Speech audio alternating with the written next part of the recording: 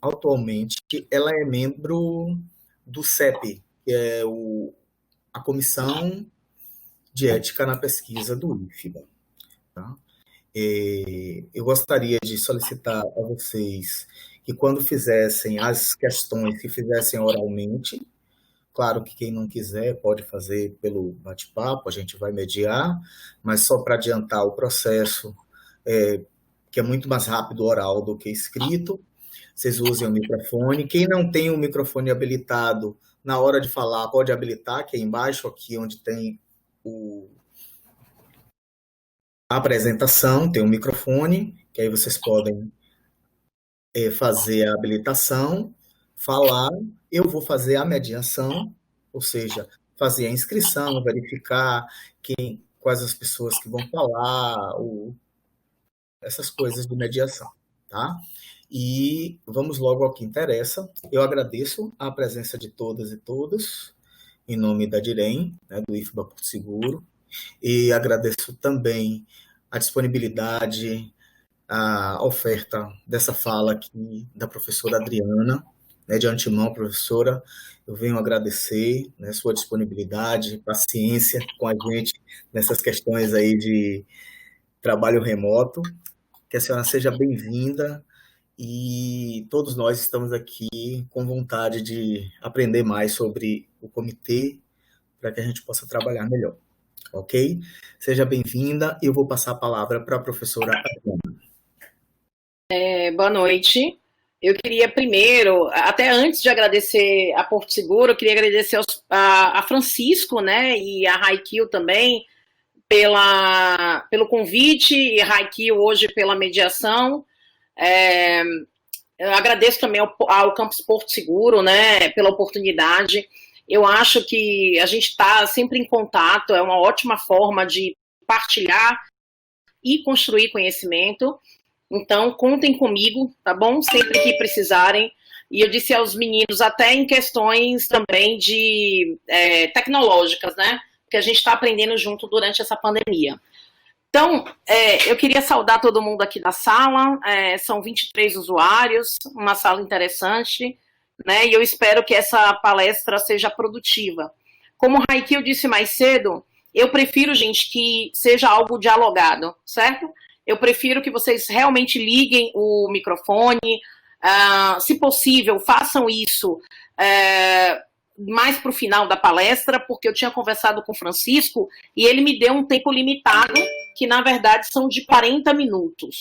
E aí a gente vai ter também o tempo para vocês fazerem as perguntas e até interagirem. Então, eu deixei aqui nas notas compartilhadas e deixei no bate-papo um quiz para a gente interagir ao final. E é mais para eu saber se vocês realmente fixaram a mensagem que eu queria passar, tá bom? Então, eu vou pedir mais do meio para o final que vocês cliquem e aí eu vou mostrar para vocês o resultado desse quiz aí com o número de pessoas que estão aqui presentes na sala. Então, a palestra é essa, tá?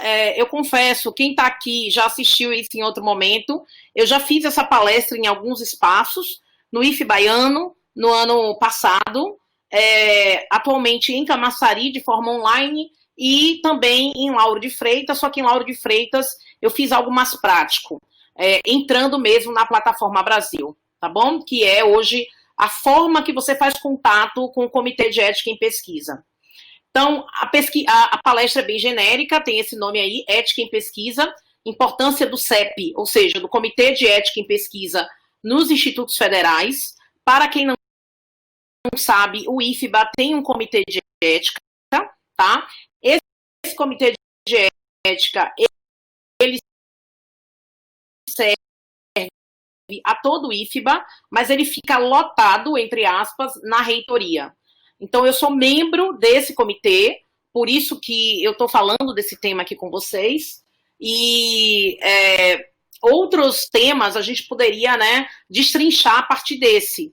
Só que aí, como eu tenho um tempo curto, a gente preferiu, eu e o Francisco, fazermos algo bem genérico, e depois, se vocês precisarem, vocês podem me chamar para fazer coisas mais práticas ou mais específicas, a depender do público aí interessado.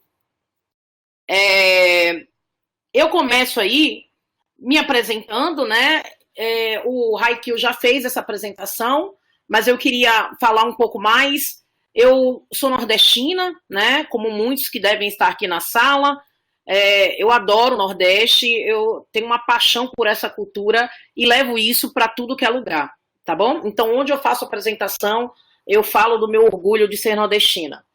Originalmente, eu me formo na química, tá? A química é uma das minhas primeiras paixões. Então, eu me apaixono na química muito cedo, depois eu venho me apaixonar pelas tecnologias, como eu falei aí mais cedo com o Haikyuu. Eu sou membro do CEP desde de 2016. Então, eu sou de uma geração onde o CEP ele já não é mais no papel, tá? Então, o CEP já está digitalizado no momento que eu entro, ou seja, ele já recebe todo o protocolo via essa plataforma, que é uma plataforma digital. Desculpa, gente, eu coloquei aqui no silencioso e não foi. Então, eu sou membro desde então, mas aí o mandato dos membros, ele é renovado, tá bom? E, para quem não sabe, a entrada no CEP é via edital. Existe um edital recente, tá? Algumas pessoas entraram no CEP. De Porto Seguro, nós temos o André Búrigo, não sei se eu falei certo, depois vocês me corrigem, mas o André também é membro do CEP lá com a gente, tá? Se eu não me engano, de Porto Seguro, ele é o único.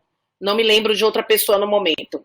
E aí, tem outras características que me definem, que é essa fome de aprender, e eu sou muito bebedora de café amargo, eu amo, tá? Então, só para vocês me conhecerem um pouco. Historicamente, a gente viveu, né, na história da humanidade, abusos e desrespeitos no que tem relação com pessoas, tá? E o caso mais emblemático remonta à Alemanha nazista, né? Ao nazismo, às outras atrocidades que se faziam com os judeus.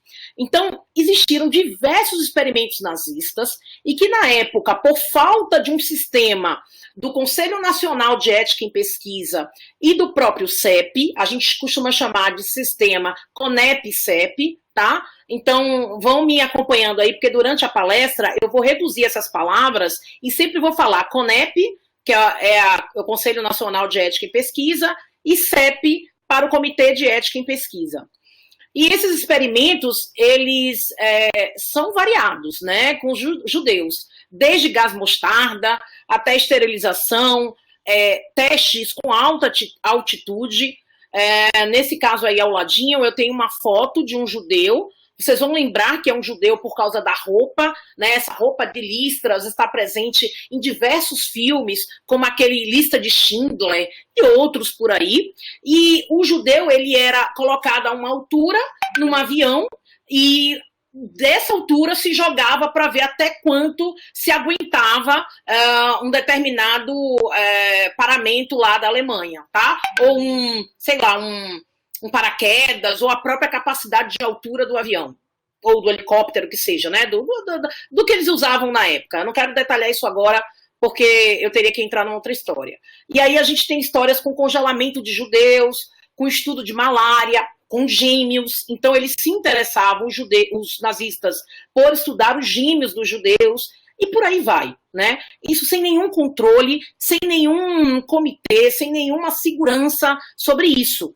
Eu fazia, nazista, porque eu achava que o judeu era uma coisa e não eram pessoas, ok? Então, nessa época, a gente tem muito aí o ser humano como um objeto. Adriana, você poderia falar de outras populações que viveram isso? Indígenas, escravos, e negros, né? E etc. Poderia. Mas a coisa do nazismo tem muito a ver com a existência aí do sistema CONEP-CEP, tá? E aí, vocês sabem que os judeus eram tratados como coisas, assim como outros seres humanos, né, ao longo da história, foram tratados como coisa, como objetos. Aí a gente tem um lugar em Austin, onde os alemães, né, os nazistas, jogavam os corpos dos judeus que eles julgavam não prestar mais. Faça uma analogia agora com esse período da pandemia, né? Imagine o seu familiar morto pelo coronavírus, morto nesse período da pandemia, e eu jogando o corpo em qualquer lugar, porque eu não tenho segurança se aquele resto mortal vai transmitir ou não uma doença, né? Então, essa coisa de toda vez remeter o ser humano a um objeto, a uma coisa, algo que não presta, nos dá repulsa, né? Por mais que a gente seja uma pessoa não tão sensível, isso causa uma repulsa, porque a gente está tratando, está lidando com seres humanos, mas isso aconteceu durante a história. Então, surge aí historicamente, e essa história eu não estou colocando completa aí na apresentação, por falta de tempo, mas quem gostar de história e puder depois ler o Código de Nuremberg e outros documentos que basilam a existência de um sistema CONEP-CEP, eu recomendo, tá? Porque a história é muito interessante. E aí eu entro direto no que precisa, né, para uma pesquisa ser ética. Então, precisa de ética na pesquisa. Então, o primeiro item aí que eu chamo a atenção são itens retirados do sistema CONEP, direto do site, né? Respeitar o participante da pesquisa em sua dignidade e autonomia, reconhecendo sua vulnerabilidade, assegurando sua vontade de contribuir e permanecer ou não na pesquisa por intermédio da manifestação expressa, livre, esclarecida. O que quer dizer isso? Eu sempre gosto de trazer o exemplo, que é um exemplo que para mim é muito recorrente no IFBA, porque o IFBA é a instituição de educação. Então, nós trabalhamos basicamente com pesquisas que envolvem a educação. E aí eu estou na sala e digo, gente, vamos agora participar de uma pesquisa? E eu estou trabalhando com integrado. E aí eu faço perguntas do tipo que o menino, o estudante, ele não consegue ter autonomia ou até dignidade para dizer ao seu professor que não. Ele não tem vontade de pesquisa, não é? E por que não, Adriana? Se eu sou o professor que libera tudo e digo aos meus alunos que eles fazem o que quer. Simplesmente pelo fato da hierarquia existente entre professor e aluno. O aluno geralmente faz as coisas muito embasado na nota, porque eu gosto do professor, porque eu respeito o professor, e isso tudo cria nele uns emblemas de que ele não é um sujeito autônomo, ele não é um sujeito com dignidade. A gente até não gosta muito de usar sujeito, a gente gosta de usar participante da pesquisa. Então, é preciso dizer ao participante da pesquisa que ele tem dignidade, que ele tem autonomia e que ele pode expressar a sua vontade livre e esclarecidamente, ou seja, ele sabe qual é a pesquisa. Eu não vou dizer para ele que eu estou pesquisando, por exemplo, a educação e, na verdade, eu quero buscar quantos cômodos tem na casa dele, não é? Então, isso é muito complicado. Então, por isso, e aí eu aproveito já para entrar num assunto mais específico, que o pesquisador ele tem obrigação de fazer um termo de consentimento livre e esclarecido, para esclarecer ao pesquisado, ao participante da pesquisa, que ele está esclarecido e ele consente com aquela pesquisa. Lembrando que aí há uma diferença, para quem já trabalhou aí, né, com ética em pesquisa, para o maior de 18 anos, você dá o consentimento. Então, a pessoa consente em participar da tua pesquisa. Para o menor de 18 anos, ele não tem o que a gente chama, né, essa liberdade de consentir. Então, na verdade, ele assente. Então, para o maior é consentimento, para o menor é assentimento, sendo que o assentimento deve ser ligado ao consentimento dos responsáveis, que geralmente é o pai, a mãe, os avós e etc. Tá? Alguém que guarde aquele menor no sentido de ratificar o assentimento dele. Então, muita gente vê que não tem necessidade de fazer pesquisa, mas no momento que você submete a criança, o adolescente ou até uma outra pessoa a uma pesquisa, é necessário, e que envolva questionário, é necessário que você submeta isso ao CEP. O CEP, ele tem esse papel de verificar se você está cumprindo o regramento ético, como diz, né, o sistema CEP-CONEP, para que a pessoa tenha dignidade, tenha esclarecimento, tenha autonomia naquela participação. Nesse ponto, eu também queria dar um exemplo. Isso surgiu uma vez, se eu não me engano, até no próprio CEP, ou foi numa reunião que eu tive. Um pesquisador, ele queria pesquisar meninas que tinham abortado, tá bom? A promessa dele, em projeto, era abordar essas meninas na porta do hospital e fazer esse tipo de pergunta. Fulana, você acabou de fazer um aborto? Imagine como eu mexo com o psicológico de uma mulher, de uma adolescente, porque ele ainda queria fazer pesquisa com adolescente, quando eu pergunto se você acabou de fazer um aborto. Nessa idade, com 15, 16 anos, eu nem sei se eu contaria para alguém que eu fiz aborto, não é? Porque aborto, ainda na sociedade, é algo nebuloso, que não se tem uma liberdade para as mulheres e etc. Então, imagine, eu me colocando, isso é ser empático, né? Ter empatia. Eu me colocando no lugar de uma adolescente, na porta de um hospital que acabou de fazer um aborto, se eu vou dizer, não, vem cá, senta aqui, 10 minutos, sim, eu fiz aborto. Então, aparecem algumas coisas dessas no comitê e cada vez mais eu tenho reconhecido a importância do Comitê de Ética em Pesquisa. E eu falo de um lugar de pesquisadora, já submeti projeto ao CEP, tá? E faço parte aí, sendo membro, desde 2016. Uma outra coisa que é interessante aí é ponderar os riscos e benefícios, tanto os conhecidos como os potenciais, individuais ou coletivos, comprometendo-se com o máximo de benefícios e o mínimo de danos e riscos. Isso aí é uma coisa até controversa, às vezes até no próprio CEP. O CEP, gente, ele não é absoluto, tá? Ele tem discussões, ele é um órgão colegiado, multidisciplinar, e a gente discute os casos que aparecem no comitê. E aí, eu costumo dizer, pelas minhas leituras, pelos meus estudos, pelas minhas participações em outras reuniões, porque eu vou muito para outras reuniões de CEPs da Bahia, que se o benefício for menor do que os seus riscos, não faça a pesquisa. Se a troco da sua pesquisa você tiver que matar 1000, talvez a sua pesquisa não vá valer a pena. E matar 1000 não significa só fisicamente, com arma de fogo. Matar 1000 pode ser psicologicamente falando. Porque quando eu faço perguntas a alguém, psicologicamente eu mexo com as emoções dessas pessoas, né? E aí, façam sempre, é uma recomendação minha, uma dosagem.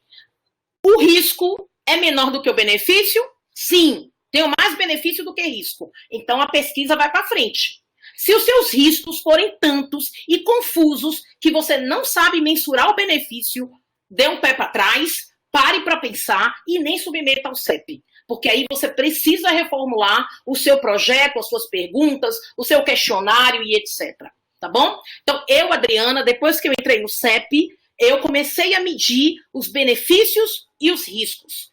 E sempre coloco para frente na minha vida algo que vai ter mais benefício do que risco, para não acontecer o que acontecia na Alemanha nazista com o próprio Hitler, né? Porque talvez ele fizesse aquilo achando que estava tudo correto. Beleza? Então, essa coisa de a gente achar que está tudo correto precisa de um pouco de cuidado, não é mesmo? Aí, avançando, senão eu vou conversar a noite toda, que eu adoro esse tema.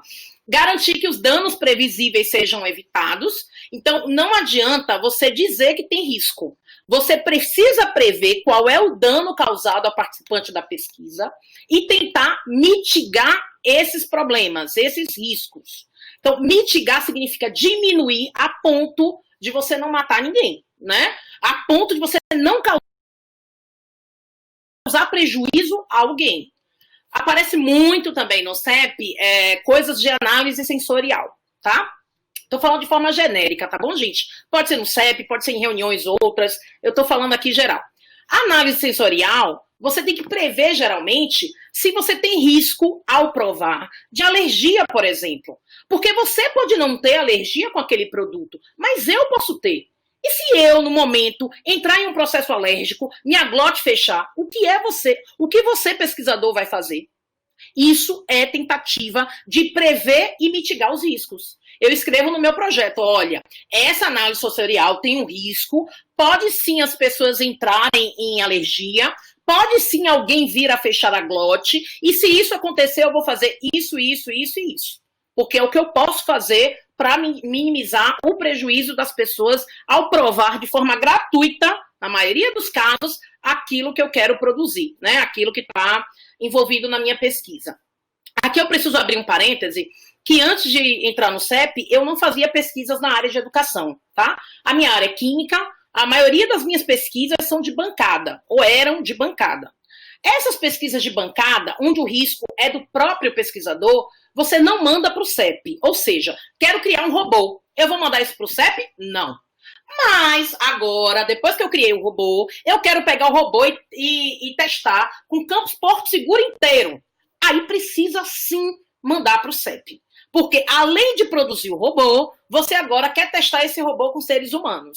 Então você precisa, a depender, né, de como seja construído o seu projeto, mandar isso para o comitê de ética, tá bom? E por último aí, como um item, né, que a CONEP indica para sua pesquisa ter ética, é ter relevância social, o que garante a igual consideração dos interesses envolvidos, não perdendo o sentido de sua destinação socio-humanitária. Ou seja, toda pesquisa, gente, para ser feita, tem que ter relevância. Porque se não tiver relevância, é melhor você engavetar, não é? Para que eu gasto energia, tempo, dinheiro, esforço para algo que não vai ter relevância para ninguém? Então, Adriana, e o que é relevância para o CEP? Na verdade, relevância para o CEP é tudo, né? Você que vai dizer, inclusive, o que é relevante para a sua pesquisa. Mas você também precisa estar preocupado com essa relevância que o seu projeto, mesmo que a sua pesquisa seja básica, o que ela vai causar. Então, eu vou dar um exemplo meu, de novo. Eu estudo o livro didático e quero aplicar um questionário para os professores de química me falarem sobre o livro didático. A minha importância está no estudo do livro didático. Significa que eu vou melhorar, né, outras compreensões sobre o livro didático para que os professores usem esse livro didático futuramente. Então, repare, é uma coisa básica, mas tem relevância. Relevância para aquele público que é o público de professores de química, tá? Nesse exemplo que eu dei aqui agora. Então, de onde vem o CEP, né? O CEP vem aí do Conselho Nacional de Saúde, que na verdade é como se fosse para a gente a reitoria. Vou comparar, tá? O CEP é o campus, a reitoria é o Conselho Nacional de Saúde. E aí ele cria a Comissão Nacional de Ética em Pesquisa, né? Essa CONEP que eu estou dizendo, tem as resoluções aí tudo direitinhas, mas o que mais chama a atenção da gente é a natureza dessa comissão. A Comissão Nacional de Ética em Pesquisa, isso que eu toda hora chamo de CONEP, né? CONEP, do Ministério da Saúde, está ligado diretamente ao Ministério da Saúde. Então, por exemplo, agora, nesse momento, discussões sobre o coronavírus estão passando por lá, ok?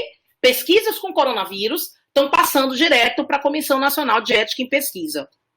Então, é uma instância colegiada, igual ao CEP, de natureza consultiva, deliberativa, normativa, educativa.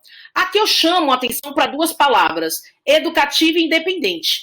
Nós do CEP também somos educativos e independentes. Eu não tenho nem o direito de recusar uma palestra como essa que o Francisco me fez o convite, porque é uma obrigação minha, enquanto membro do CEP, ser educativa.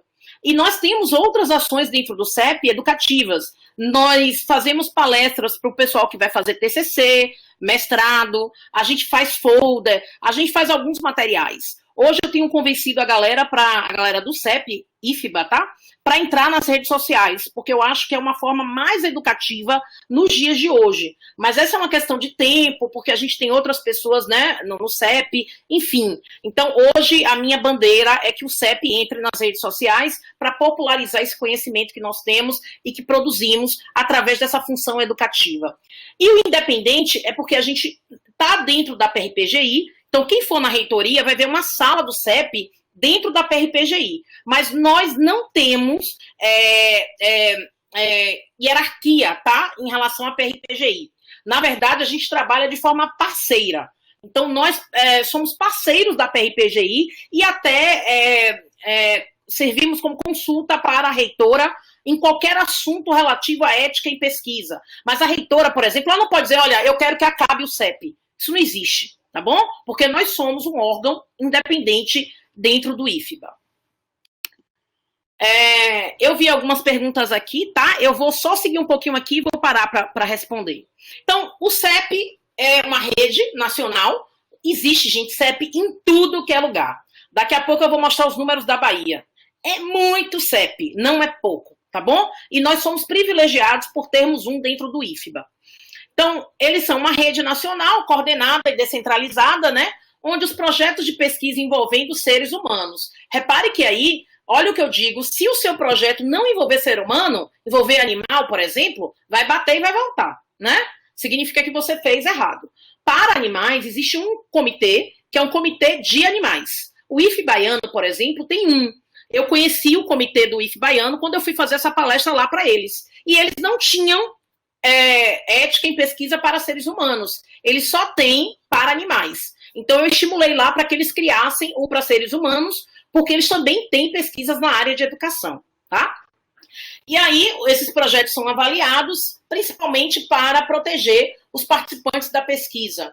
Esses dados eu atualizei agora, tá vendo? Em 13 de abril de 2020, e a gente tem, atualmente, no Brasil, 806 CEPs. É muito CEP. E aqui eu tenho um extrato aí dessa visão, né? Repare que Nordeste, eu atualizei, né? Lá estava coisa, agora 846 CEP, 848 CEPs no Brasil, isso. No Nordeste, só no Nordeste, a gente tem 172, tá?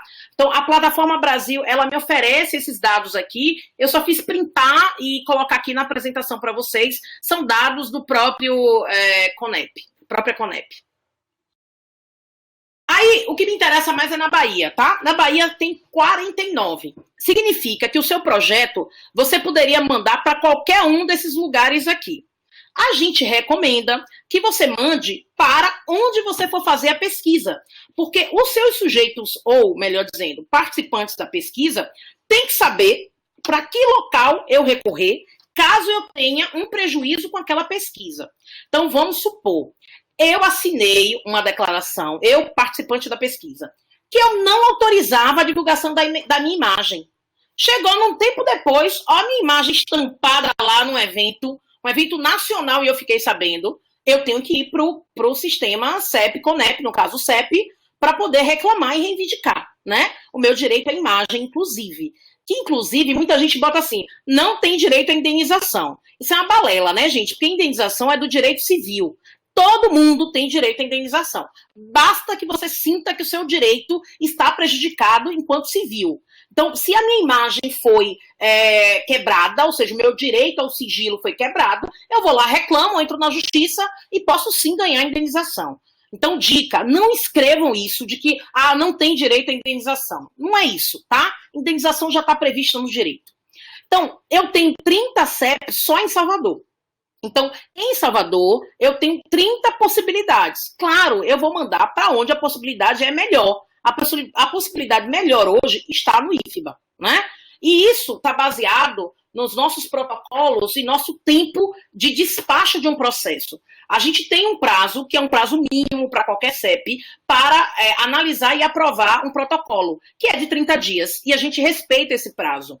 Tem reunião que eu fico com mais de 2 processos, mais de 2 protocolos, para a gente não furar o prazo. Assim como eu, outros membros do CEP, também acontece isso, tá bom? Então, você tem 30 possibilidades em Salvador, o CEP IFBA está aqui, né? Porque ele está lotado na reitoria. Mas veja que você tem Vitória da Conquista, não saiu completo aqui. Você tem 3 em Vitória, tem 3 em Feira de Santana. Vamos lá, não tem nenhum em Porto Seguro, por exemplo. Então, vocês não podem mandar para outro lugar que não seja para o próprio CEP do IFBA, tá? Teoricamente, porque vocês não têm aqui, ó, CEP, né? Não tem nenhuma organização, nenhuma instituição com CEP constituído. O CEP, ele pode estar em instituição pública e privada, tá bom? Esse aqui de Feira de Santana, um deles é de uma faculdade chamada Faculdade Anísio Teixeira, FAT, e ela é privada, e ela tem CEP. Hospitais têm CEP. Então, aqui em Salvador, Martagão Gesteira, Irmã Dulce, etc., todas elas, essas instituições, têm CEP. Então, para que serve o CEP da sua instituição, né? Ele foi criado no IFBA em 2008, nessa época era papel, A principal função, identificar, analisar e avaliar as implicações éticas nas pesquisas, e o nosso papel principal é proteger os participantes da pesquisa, tá?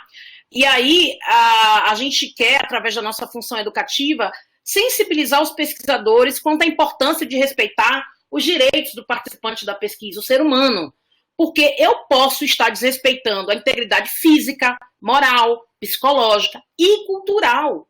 Então, em Porto Seguro, vocês têm aí muita coisa das comunidades indígenas. Eu preciso me colocar no lugar dos indígenas quando eu quero fazer estudo com eles, mesmo que o indígena seja meu aluno, tá? Por quê? Porque eu posso, por exemplo, estar ferindo culturalmente a integridade do indígena, tá bom?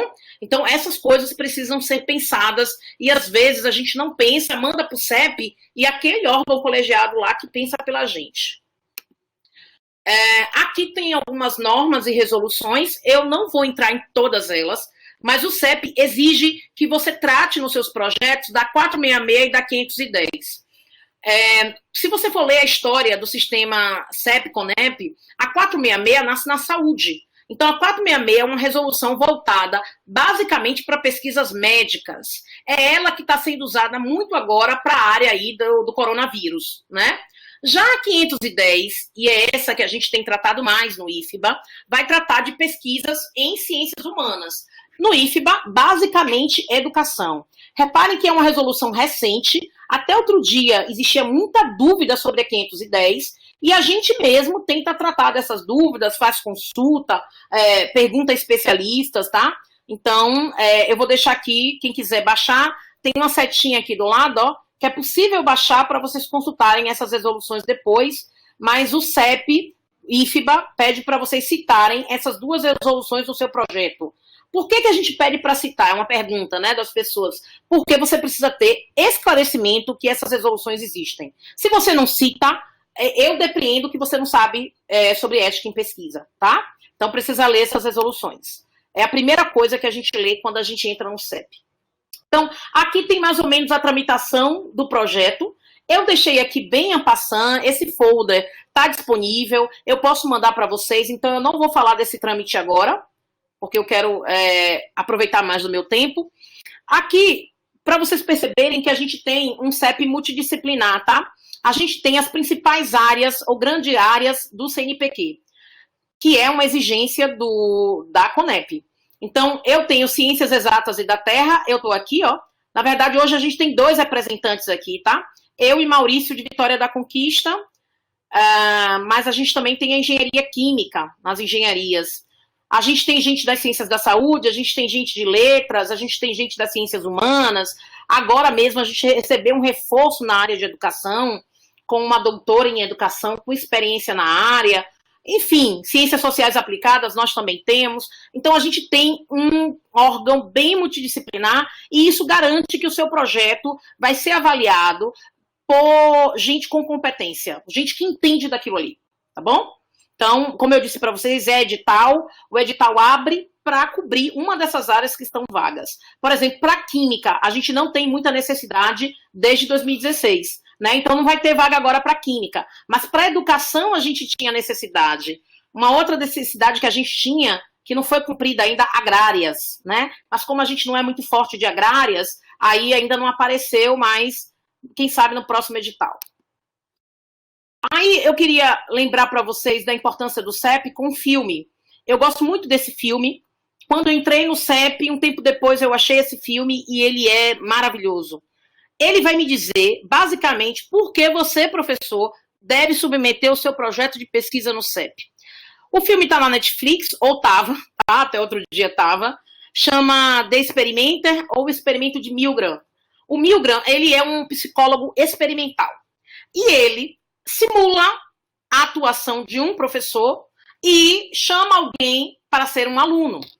E o professor, ele dá choques no aluno, choques todos simulados, mas, na verdade, a pessoa que está do outro lado recebendo o choque, ou melhor, recebendo não, mas dando choque, acredita que o choque é verdadeiro.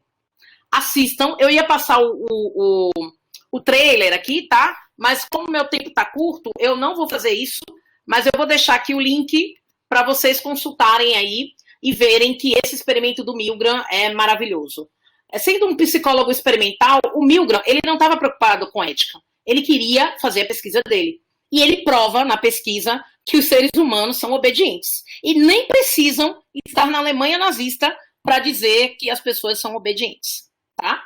O engraçado é esse psicológico com choques. Quer dizer, o engraçado no sentido de que ele prova tudo simulando choques, simulando uma pressão psicológica nas pessoas. Então, desde 2012, como eu falei no início, a submissão dos projetos no CEP é através da Plataforma Brasil. Tá aí o endereço da Plataforma Brasil. É uma plataforma, gente, que tinha problemas. O Ministério da Saúde, junto com a CONEP, tentou atualizar, tentou dar uma gabaritada. Hoje você tem um assistente virtual na plataforma que se chama Jurema. E Jurema atrapalhava, a gente pediu para a Jurema descer um pouquinho, porque Jurema aparecia no meio da tela. Enfim, hoje está bem tranquilo, eu acho. Mas aí precisa ter aquele exercício de paciência, né, para preencher. Mas isso é uma coisa nacional, tá? Essa plataforma é usada por todos os CEPs. Então não tem muito o que o IFE vai interferir agora. O que a gente faz é dar sugestão. Então a gente manda sugestões de melhoria para a CONEP. Aí é o perfil da plataforma, tá bom? Você precisa se cadastrar aqui no cantinho. E nesse cadastro ele vai pedir basicamente o anexo da sua identidade. Então, você pesquisador, você orientando, principalmente a nível de mestrado, por exemplo, precisa se cadastrar aqui, ter o seu login para poder fazer as submissões da plataforma. Todos esses ícones aqui, ó, eles são clicáveis. Os dados para essa palestra, eu peguei todos nesses ícones aqui. Então, quem quiser estudar um pouco mais sobre isso, pode clicar aqui e pegar esses dados que eu peguei recentemente. E aí, eu trouxe só um apanhado dos documentos necessários para a submissão do projeto, tá? O projeto de pesquisa tem que ser detalhado. E o que é que a gente chama de detalhado? Ele tem que trazer cronograma, ele tem que trazer aspectos éticos da pesquisa, ele precisa trazer riscos e benefícios. A sua metodologia, apesar de que a gente não interfere na metodologia, tá? Mas a metodologia, ela tem que ter uma coerência. Por exemplo, eu não posso dizer em um momento que eu vou fazer entrevista e depois eu vou dizer aqui um questionário. Oxe, é entrevista ou questionário? Então, a maioria dos erros dos protocolos do CEP e IFBA são de falta de coerência entre a metodologia e o que você de verdade quer obter. Então, a gente não vai dizer a você, olha, esse questionário tá doido. Não. Mas a gente vai dizer, olha, incoerentemente, você pediu entrevista e colocou no anexo o questionário. Se você pede entrevista, você tem que apresentar um roteiro de entrevista. Se você pede questionário, você tem que apresentar um questionário. Tá bom? Então, essa coerência documental, ela precisa existir em todos os momentos que você está lá submetendo ao CEP. Então, eu vou submeter o CEP. Copie e cole direto do seu projeto. Não invente. Tem gente que inventa um texto totalmente novo da PB, né, da Plataforma Brasil, e do projeto. Então, a gente fica doido. Pô, o que é certo? É o que ele botou no projeto, ou o que ele botou na Plataforma Brasil, ou o que ele botou nos anexos? Né? Então, os erros, acreditem. Não é que a gente está dizendo, ó, pesquisador, você não sabe fazer pesquisa. Não é isso. O CEP é seu amigo. Ele quer te ajudar para que você faça a pesquisa com o máximo, entre aspas, de ética possível, se é que isso existe. Mas para a gente lhe ajudar, a gente precisa ler com coerência. É aquela coisa, né? O projeto é feito para outro ler, e não para eu mesmo ler, porque senão não tem sentido. Então, isso é o que mais acontece, tá? A gente não interfere sobre a metodologia, mas a gente quer ler na sua submissão coerência. Eu acho que a palavra mais falada é essa. A outra coisa é uma folha de rosto assinada e carimbada pelo dirigente máximo. Isso significa que se o meu locus da pesquisa é o campus Porto Seguro, o meu diretor tem que assinar, tá bom? Ele tem que dar assinatura dizendo, olha, eu conheço a pesquisa, eu autorizei a pesquisa e eu me corresponsabilizo por essa pesquisa. Isso é genial, porque se tiver problema, é o seu diretor que tem poder, né? Poder, eu digo, até institucional para resolver. Então, um pesquisador sozinho não faz isso, mas aí com a chancela do diretor ele já consegue. Uma pergunta que surge muito, não, mas eu não quero fazer só Porto Seguro, eu quero fazer Porto Seguro e Lauro de Freitas. Aí você já vai ter que subir para a reitora, tá? Para a reitoria. Porque aí a reitoria é que tem essa dirigência máxima sobre 2 campos, ok? Ou 2 campos. O termo de consentimento livre esclarecido, eu já tinha mencionado para vocês, né? Ele serve para maiores e o termo de assentimento para menores. No caso do menor, você tem que apresentar os dois. Um para o responsável ou responsáveis e outro para a criança, adolescente, o que seja, menor de 18 anos. O orçamento detalhado e outras declarações também devem se fazer presente na Plataforma Brasil, porque como é um protocolo e esse protocolo precisa ser preenchido, o CEP pede outras declarações e a gente está trabalhando aí na desburocratização disso, mas ainda é necessário algumas outras declarações. Já estou chegando ao final, mas eu queria mostrar para você que quando você entra no CEP com seu login, você tem a aba público, né, que são coisas públicas, qualquer um pode acessar, a aba pesquisador, repare que eu estou logada na minha conta e eu estou na aba pesquisador.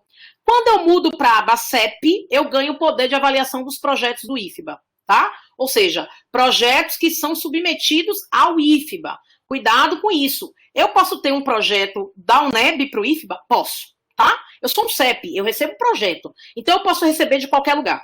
Só que a gente recebe, na maioria, os projetos envolvidos pelo próprio IFBA. E aqui na aba pesquisador, você pode jogar o título da pesquisa e você pode consultar o status do projeto, né, no comitê de ética e tal. Isso quando está aprovado, publicado, tudo direitinho. Esse número CAI, ó, é o número que as revistas de qualidade, lhe pedem para você submeter seus artigos, seus prospectos, o que seja, naquela revista. Eu queria contar isso, eu sei que meu tempo já está quase no final, ou melhor, já está um pouquinho estourado, mas no ano de 2018 eu caí doente. E eu resolvi pegar um trabalho que estava engavetado e mandar para o CONEP, tá? O CONEP, quem não conhece, é o Congresso Norte-Nordeste de Pesquisa e Inovação. O CONEP não tem qualis, tá? Ele é feito para poder agregar. Não tá não, Cristiano? Pronto, é porque a gente tinha combinado que eu ia deixar 20 minutos. Eu tinha deixado 20 minutos de pergunta, tá bom. Valeu. Então, o CONEP, ele serve mais para agregar o pessoal da rede federal e ele não tem qualidade, né? Então, assim, a gente manda, eu costumo dizer isso, manda para interagir com um colega da rede. Mas não é uma coisa que vai lhe dar um qualis e tal, enfim, não é. Aí, em 2018, eu tava, né, em casa, tava de licença, tava com esse trabalho engavetado, vou mandar pro CONEP. Abri a plataforma do CONEP para mandar só o trabalho estava pronto. E aí, número cai. Ou seja, qual é o número do cadastro e da aprovação junto do Comitê de Ética em Pesquisa? Eu não tinha. Significa que eu nem mandei o trabalho, eu não fui para a etapa seguinte, porque eu não tinha esse número CAI. E, só para vocês saberem, o meu trabalho era fazendo questionário com os alunos sobre o uso de aplicativos para química, tá? Então, só por isso, eu teria que ter o número CAI, que é esse númerozinho que você coloca aqui e que você acha lá na sua submissão, no cabeçalho, geralmente, porque é gerado pela plataforma, tá bom? Então, por isso que você tem que submeter ao CEP. Se você pretender publicação, você precisa submeter ao CEP. Ah, Adriana, mas eu não pretendo fazer nada com esse trabalho, é só... tá fazendo ele por quê, então? Né? Então, é simples.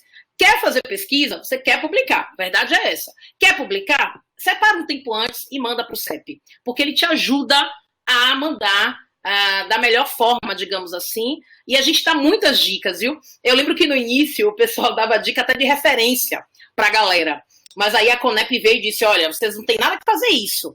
Porque essa é uma outra observação. Nós somos monitorados o tempo todo pelo Conselho Nacional de Ética em Pesquisa, tá? Então, ou melhor, pela comissão, pela CONEP. Então, assim, não é uma coisa solta. Todo período, tem um período aí que eles fazem isso, a gente é monitorado, vem alguém de lá, e essa pessoa faz orientações, olha como é que tá o CEP, a gente emite relatórios. Então, é uma coisa bem, assim, vigiada, no sentido de a gente estar melhorando o nosso trabalho. Essa coisa que eu falei para vocês das redes sociais foi uma promessa nossa em relatório para um período aí de biênio, né, para melhoria do CEP. Já chegando ao final, eu tenho aí os contatos, tá, do Comitê de Ética em Pesquisa, mas eu queria dizer principalmente isso, e eu só percebi isso quando eu entrei no CEP. As tuas ideias não correspondem aos fatos, já diria Cazuza. Então, eu acho que o meu projeto está perfeito, eu não vou agredir ninguém com esse projeto, aquela pergunta é maravilhosa, ninguém vai... Mas pode ter certeza que se você der aquele projeto para outra pessoa ler, pode ser que a outra pessoa perceba que moralmente o seu projeto não está legal, psicologicamente pode afetar alguém e que você pode trazer um prejuízo, né? Então a gente está lá em cima no sentido de reitoria, para poder salvaguardar esses participantes da pesquisa. Então a gente tem o site, né, que a gente está constantemente atualizando. A gente sempre responde o e-mail, tá bom? E a gente tem um telefone agora, porque recentemente a gente recebeu uma sala na PRPGI. Recentemente, porque eu estou desde 2016 e a gente nem tinha sala, certo? A gente se reunia e tal. Atualmente, a gente está se reunindo, é bom vocês saberem disso, através dessa mesma plataforma RNP, só que é uma reunião privada, porque somente os relatores do CEP podem fazer parte. Então, o trabalho não parou. A gente continua fazendo o trabalho de relatoria. Aqui estão tá o meu e-mail e o meu telefone, tá bom? Esse e-mail é institucional, então caso queiram perguntar algo e fazer alguma pergunta ou interagir, tá aí. Mas eu também trouxe os meus contatos pessoais, porque aí a gente pode falar de outras coisas. E aí tá meu e-mail pessoal, o Facebook e o Instagram, tá bom? Queria finalizar dizendo que eu agradeço demais, de novo, o convite de Porto Seguro. Eu deixei aí para vocês uma enquete. Por enquanto que o Raikio estiver fazendo as perguntas, eu gostaria que vocês fossem respondendo essa enquete para que a gente fosse interagindo, tá bom? Então, é um quiz. Pode ser que vocês falam direto ou eu tenha que passar aqui. Muito obrigada por seguro, obrigada, Cristiano, obrigada, Francisco. Estou aí disponível para as perguntas. Obrigado, Adriano. Excelente explanação. O pessoal vai aproveitar bem aí a sua disponibilidade conosco. Mas já tem uma pergunta feita, né, de Daniela. Ela pergunta, no caso dos alunos com projeto TCC na área de educação, geralmente com metodologias diversas, os questionários são baseados em o quanto os alunos aprendem ou gostam, ou gostaram. É necessário a submissão? Tem mais alguém que queira fazer mais perguntas para ela responder em bloco, gente?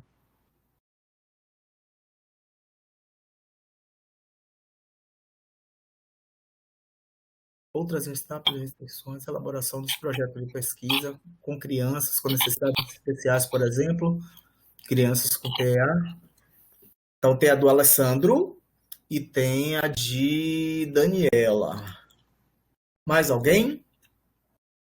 3 perguntas, tá bom, Adriana? Tranquilo, eu estou tranquila. Pode ser até todas. Eu não... A gente está bem. Eu só queria compartilhar aqui com vocês a enquete. Mas pode ir dizendo, viu, Francisco? Deixa eu ver aqui, a Adriana vai escrever. O Raikio. Eu vou adiantar a resposta dessas 2 perguntas, Adriana, enquanto o pessoal vai formulando e vai respondendo lá ao quiz. Certo. Então eu posso começar com a da Daniela, não é isso? Isso. Pronto. Deixa eu só recuperar aqui.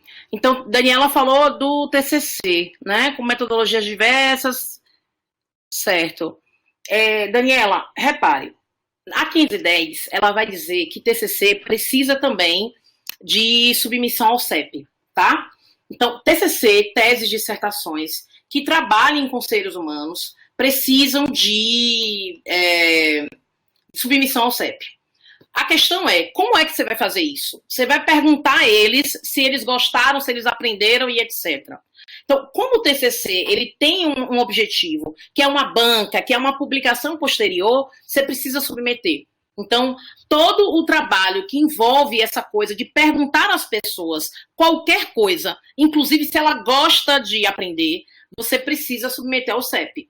Claro que, por exemplo, no seu caso, o seu processo, o seu protocolo parece ser muito simples. Você quer fazer um TCC perguntando se os alunos aprenderam. Então, tudo bem, uma boa, dá para fazer isso de forma muito tranquila. Então, o CEP vai dizer, ó, tá tranquilo, a Daniela não tá fazendo nada estranho aqui e tal, vai para frente, entendeu? Então, o protocolo, ele se torna muito mais fácil quando o que você quer investigar também é fácil. Então, eu vou dar um exemplo que é meu, né? Eu submeti um projeto, isso foi em 2017, 2018, não me lembro agora, mas eu submeti um estudo sobre professores da rede federal, tá? E o meu locus de estudo era o Campo Santo Amaro. Só por isso, e eram meus colegas, todos estavam com vontade de responder, eu tive que submeter. E o engraçado foi que na hora, depois de aprovado e aplicar o questionário, uma porcentagem dos professores não quiseram responder. Porque algumas perguntas envolviam questões de religião. E a gente, claro, disse na época que era por causa disso, né? A gente não tem certeza.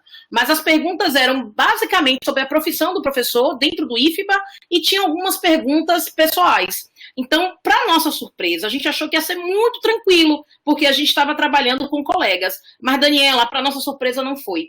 Tiveram professores que não quiseram responder o questionário. Então, o CEP lida de tratar com isso também. Por que aquela parcela não quer responder? E se não quer, ela tem que ter o direito de dizer que não quer.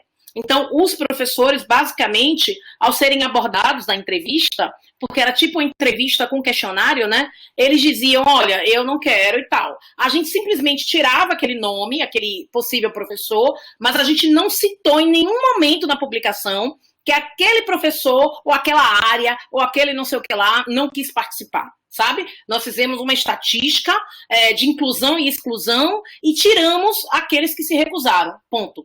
Então, até nessa sua pergunta, que parece ser simples, quem aprendeu, quem não aprendeu, algum aluno pode dizer a você, não, eu não quero responder se eu aprendi ou não aprendi, sabe?